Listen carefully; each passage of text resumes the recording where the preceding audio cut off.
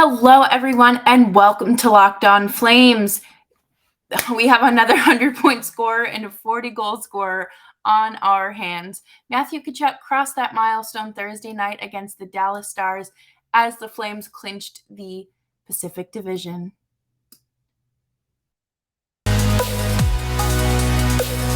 You're Locked On Flames, your daily podcast on the Calgary Flames. Part of the Locked On Podcast Network, your team every day.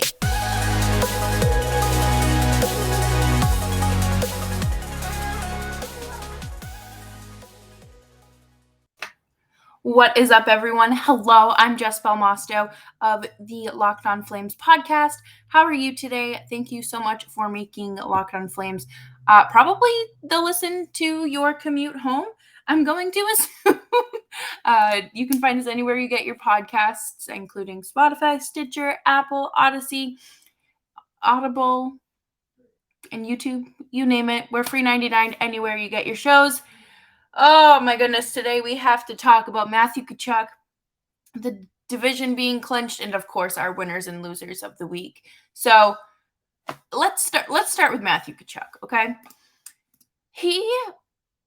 Oh my god. I love this kid, okay? He has come so far since the first time I remember watching him, and it's so great to see. He scored last night in the second period to get the Flames on the board. The lead didn't last too long because Dallas did tie it back up, but we're going to focus on the positive, okay? Right? Here to focus on the positive. So his celly was funny because he ended up tripping and like because he skated too fast he didn't have enough speed behind him. And it's funny to me because his draft problem was him not being able to skate. He wasn't a good skater, and the players that went ahead of him are obviously still good players, but he just I don't think that that's a problem anymore. So he obviously had some quotes in last night's post-game presser, and he said he was super excited and a toe pick because of it. Not enough speed. There was a lot going around.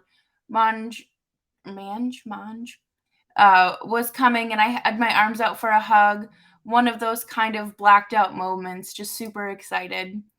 Coolest part for me was the guys coming in and how they were there, how they were way more excited than I was.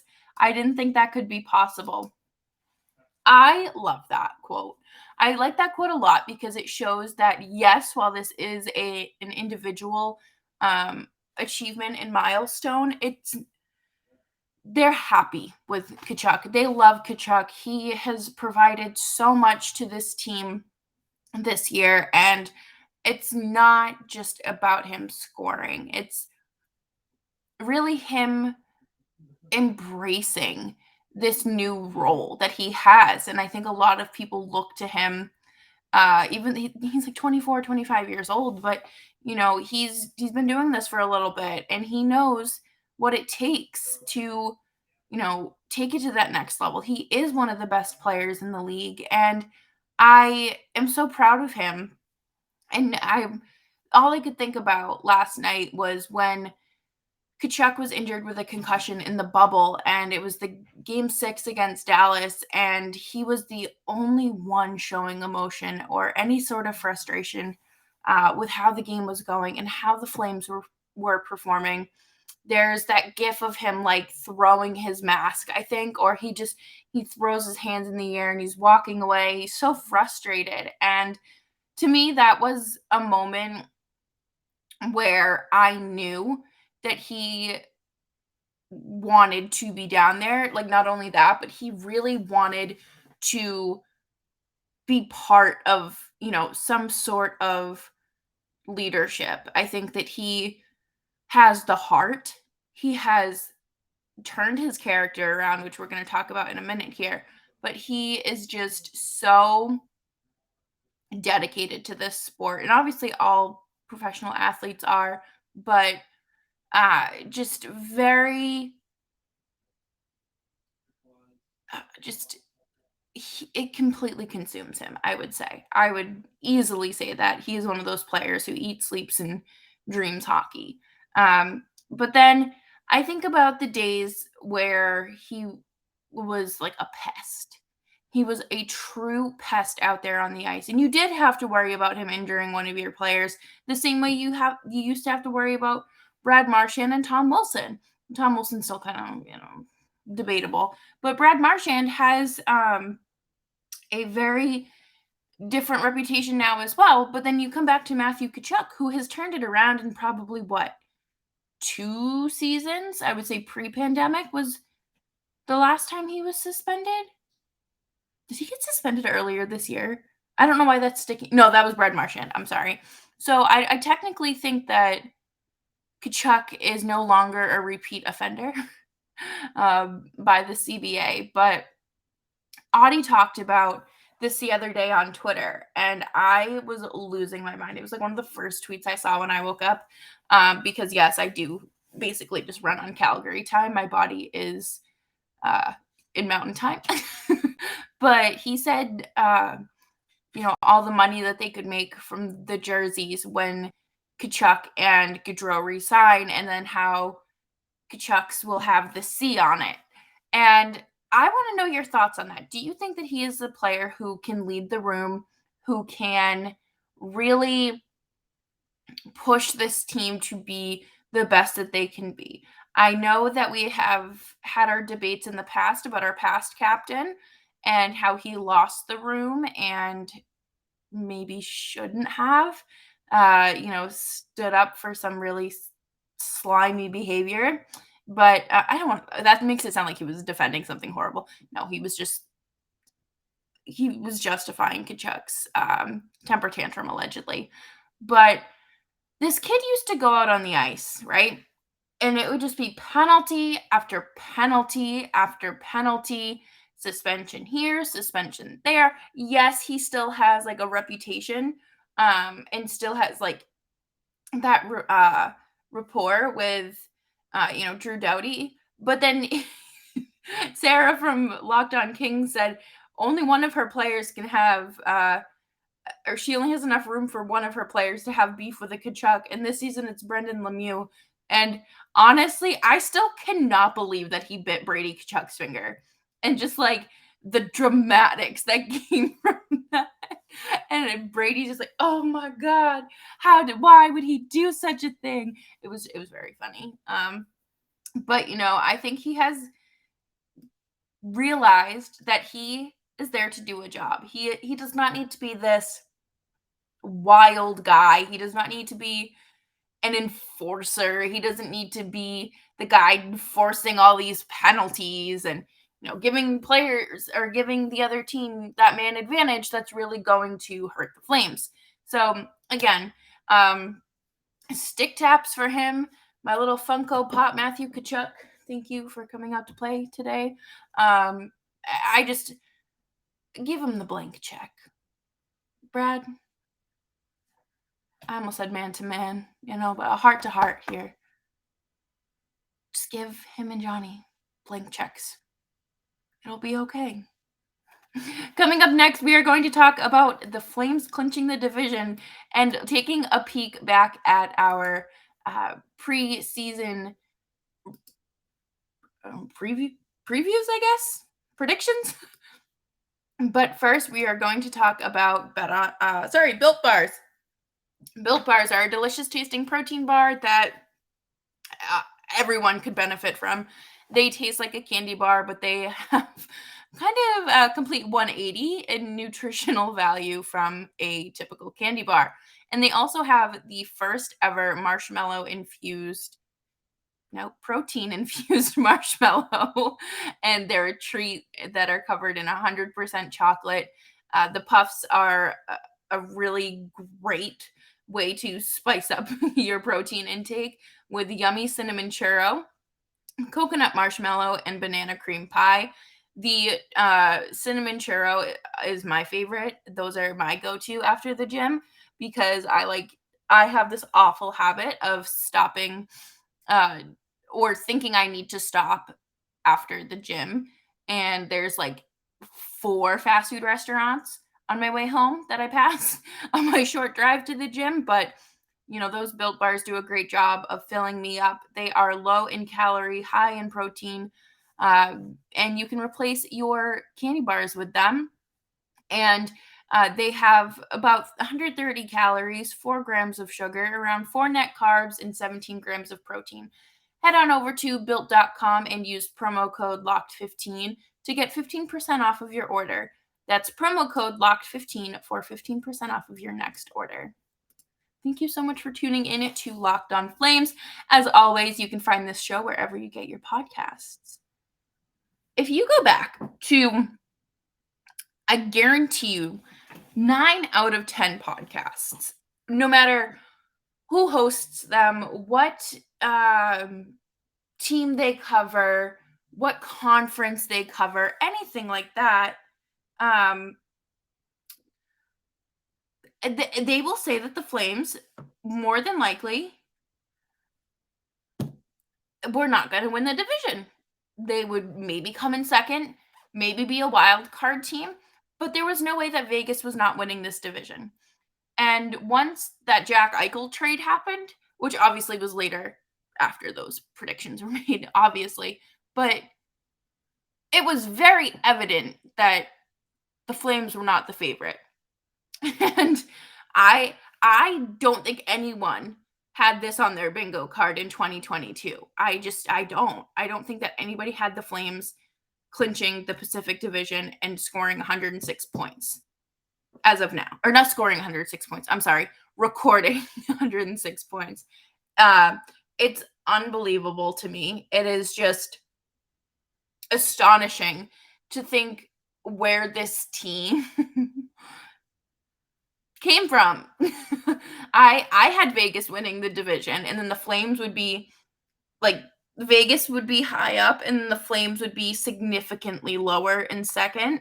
But I don't know. 6 months ago, making the playoffs would have been just this ginormous success that we would have obviously taken, but I don't think our expectations would have been as high as they are. And I would just like to talk about the fact that this team has overperformed, and people do expect that to carry over into the playoffs. And I think that's entirely fair. That is a realistic expectation based on their regular season performance. And I don't even want to say the I word, because I feel like I will be speaking them into existence, and that's not what I want. But this team has just been on a different level this entire season, between Jacob Markstrom's goaltending, and then, of course, that first line, adding depth players like Toffoli and Yarncroc there, who have been great. And then, of course, that free agent signing of Blake Coleman, which we all knew would elevate this team and take them to a different level. But I don't think any of us would have anticipated them taking it to this level. Obviously, we'll do a proper playoff breakdown closer to the time, once the the opponent is, we have a clearer picture on that. But I want to just give Daryl Sutter like a hug, and I also need him to transform my life as quickly as he's transformed the Flames, because my first year hosting this podcast was me just every day. They look like a beer league team. They have little to no athleticism. Why is Sean Monahan looking like that? Why aren't we separating Gaudreau and Monahan? Why is Dylan Dubé on that top left wing? Why? And the Flames really haven't done a rebuild. They did a little bit of retooling, but they're obviously trading Sam Bennett, last year's deadline, moving on from David Riddick, which we knew that they were going to do, and then trading, or not trading, but what's his face leaving in the expansion draft, Mark Giordano, brain fart, and good lord, and then them bringing in some really strong players. but it wasn't at the cost of players like Johnny Gaudreau or Matthew Tkachuk or Elias Lindholm or anything like that. Like, we still have a core. The only piece that's missing is Sean Monahan, and that's because he has a bad hip again, you know? I expect this team to carry this energy over, the way that they've been doing it all season. And I think that's sustainable. I think that we've seen them kind of take their foot off the gas a little bit here, and maybe that's because they knew that they were just going to clinch the division at home, and they knew it was kind of a go ahead grab from there, and it was a sure thing. But I think that they have this hunger. I want to see that hunger return, and I want to see the same hunger that we saw when they were making sure that Gaudreau got his 100th point, and the same way that they made sure that Matthew got his 100th point. They have to bring it all. Like, there's no excuse. There is no way that they can just lose in the first round. There's no way. And I think that it will be incredibly disappointing if that happens, not when. But if that happens, I think that will be the moment where players like Gaudreau and Tkachuk are less likely to re-sign here. You know? I don't if you can't win, if you can't make it out of the first round yet again, you're going to have bigger problems. And I will save the rest of those takes and my true beloved opinion on that for the playoff preview that we eventually do here. But in these next 4 games, will Sutter have, some of these Stockton guys come up and play, or is he going to ride them through and to not let them rest and to keep that momentum going? I would be very interested to see how that goes, only because he didn't let them rest last year, even when uh they were out of playoff contention. He didn't call up anyone from Stockton. He said, you're going to play these final games because this is the mess that you created for yourself. And I think that, that's a good accountability point. But at the same time, these guys right now, they need to rest before heading into what could potentially be a long summer and a shortened off season. So we'll just have to wait and see. But coming up next, we will wrap up our show with the winners and losers of the week. And I have 2 losers for the week, I would say, because some of these people are just Twitter fingers. That's all I can say. But let's talk about BetOnline. BetOnline.net is your number one source for all of your sports betting stats and info. Find all the latest sports developments, league reviews, and news, including this year's basketball playoffs and the start of Major League Baseball season. BetOnline is your continued source for all of your sporting wagering information. Head to the website today and use your mobile device to learn more about the trends and actions. BetOnline, where the game starts. I am truly blown away when I see things online. And I shouldn't be anymore. I really shouldn't. But last night, the Tampa and Toronto game got a little crispy, got a little chippy between Wayne Simmons and Pat Maroon. And they were chirping each other on the bench. And Leah Hextall was talking to Simmons in between, I believe it was the intermission. And she just made a comment like, oh, like, you and Maroon had fought before. And Simmons corrected her, but it wasn't anything bad. She was just asking if the chirping was going to turn into something, physical. And first of all, okay, these are my losers of the week, by the way. I'm sorry. Didn't even announce that. But it's so frustrating to me because all she did was ask a question. I would ask a very similar question, is this going to turn into something? It wasn't her, agitating them and calling either of them soft, but people online, including retired referee Tim Peel, were going after her for her comments and whatnot. And he was like, she didn't even know they hadn't fought before. Not all of us can store every piece of random information in our brain. We are not a hard drive. There's not a flash drive that I can plug into my head to pull up some random stats about people who have fought before, right? But people online are just being so miserable about it. And those people are my losers of the week because they think that they could do what Leah does, but they could never. Because if they could, they'd be doing it. They would be hosting a podcast. They would be calling games. They would be doing intermission commentary, but they're not. They're on Twitter tweeting with an avatar that's not even their face. So y'all are my losers. And my other losers of the week is I think it's Vegas. I guess we'll find out. We'll have more clarification here in just maybe tomorrow at practice. But Emily Kaplan from ESPN reported that Robin Leonard was having season-ending back surgery, and he heard it against Philadelphia back in March. And then Coach Peter DeBoer was asked about it, and I think what I'm assuming was media availability today, and he was like, I have no knowledge of that. But I think what's funny is because it's either the source got it wrong and she reported it and she's going to look like a fool, which happens. It's literally part of journalism and especially sports reporting.